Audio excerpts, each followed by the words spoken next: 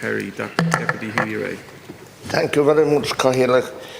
Minister, I'm glad to get the time to raise this very important matter about the spread of TB and the TB tuberculosis eradication scheme, which clearly is not working. We have more outbreaks now, even after 46 and 47 years of testing. So many going down now in East Kerry, Mid Kerry, South Kerry, and even our own Kilgarvan. Many farmers have gone down there, including our neighbour Mikey Joe Murphy, who's very local to us and who does everything right, never bought in any cows or animals, gives and does all he can to maintain and improve his herd. You look out Sunday morning at 7:30, his cows are going out to the parlour milked. And in another half an hour you could see him topping or spreading fertiliser even on a Sunday. He's going around the clock at it. And he had an outbreak last Friday week, and 26 of his cows have gone down out of 66. And it is very hard for any farmer, and especially someone like Mikey Joe, who gives his full time, and his farm income is his primary income to provide for his wife and family. He tells me that the compensation he will get is no way adequate for the type of cows that he had. An independent valuer said they were worth in excess of 4,500. He seems to think he will only get 3,150 now. The department should know by now that the cost of cows and cattle has risen sharply in the last 12 months, meaning replacing the animals will cost much more. We hear Minister Hayden saying he has secured extra funding, but what is this for? To curb the primary cause? I don't think so. But it seems to be the secondary issue of more testing and more disposal reactors. The number of reactors are going up steadily since 2018 even. There was 17,500 in that year, and now they're up to 41,630. The question is that I have for you, Minister, is it true that no culling of badgers has taken place in the last 2 years? Only vaccinating them. What good is in vaccinating a badger that has TB? For many years the department has denied the fact that deer and badgers are the primary reason for the spread of the disease, going unrestricted from farm to farm. Badgers and deer are travelling where they want to, when they want to, and wherever they want. I know of one case, Minister, and I won't tell you where he is or who he is. He never went down, and he was in the middle of 4 or 5 farmers that were constantly going down. They go down, they get clear, and they're clear for a few years, and they go down again. But in 1 year alone, this smallish farmer, he snared 103 badgers. He never went down. Big ones, small ones, baby badgers, 103. He got this boat culled in 1 year alone. I'm asking you and the department to increase dramatically the culling of deer and badgers. The national parks who are around us and forestries, they are harbouring the deers in a big way, and the farmers can't follow them into those places. We have to, if we have sheep, we must have a fence to keep in our sheep. A cattle fence won't do. I'm asking that these entities fence their places so that at least those territories are not, all these deer can't be coming out of them into the neighbouring farmers, spreading the disease. Thanks, Minister. Thank you very much, Cahill. First of all, I want to thank very sincerely Deputy Danny Healy-Rae for raising this very important issue for farmers in Kerry and throughout the country. And just to say that I would have your exact same concerns with regard to badgers and deer and their place in spreading this disease. In recent years, there has been a significant increase in bovine TB levels nationally, causing an economic and emotional burden for farmers, their families and rural communities.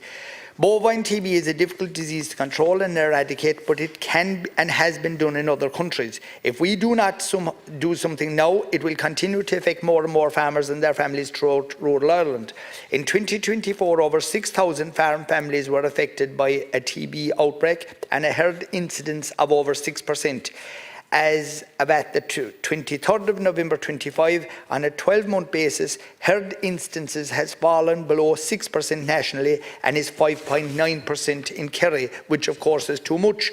One of Minister Hayden's key priorities has been to address and review the bovine TB programme to tackle disease levels. Over time, our understanding of TB has increased and evolved, and research has shown that our current approach to addressing disease levels on its own was not enough to control and ultimately eradicate TB. So you're correct. Earlier this year, Minister Hayden has had extensive engagement with stakeholders and farming organisations to agree measures to tackle the current disease levels, and in June received the support of government to introduce additional measures to the bovine TB programme. On the 9th of September, Minister Hayden launched the Bovine TB Action Plan addressing bovine TB in Ireland. There are 5 measures and 30 actions underpinned by scientific research, evidence and veterinary expertise in this action plan.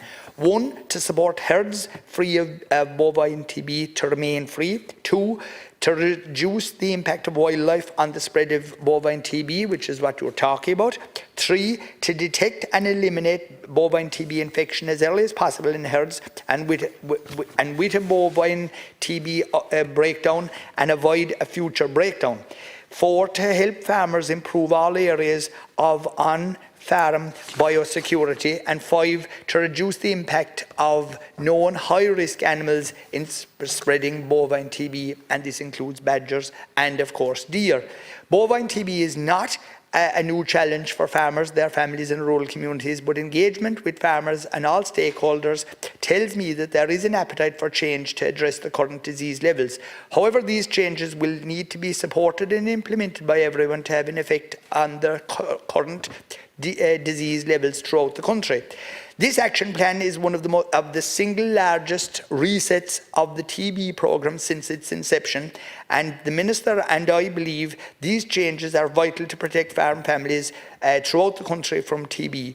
Minister Hayden is committed to ongoing constructive engagement with all farmers and stakeholders, as it is vital that all involved in the programme continue to work together to protect farmers from TB. The Minister and I believe that by continuing to build our TB policies on a foundation of science and veterinary-based advice which farmers can act on to reduce risks, we can together focus our efforts to protect cattle from infection and farmers from the stress, uncertainty and the costs of a breakdown. And of course, to also acknowledge what you stated earlier on, which is correct, and that is the fact that the whole the way that people are compensated, if you take current prices, it is something that I have great concerns over myself. It is not reflecting what cattle are making at the mart.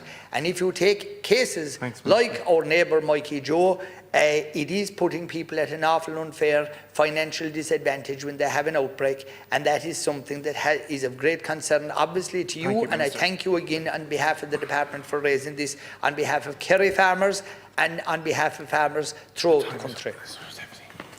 Thank you, Minister, for your reply. And I do agree with you, Minister, and it's very clear that we in the department are not doing enough. And if we keep going the way we're going or have gone for the 46 years, whoever will be here in 50 years' time, it will be the same story if we don't change something.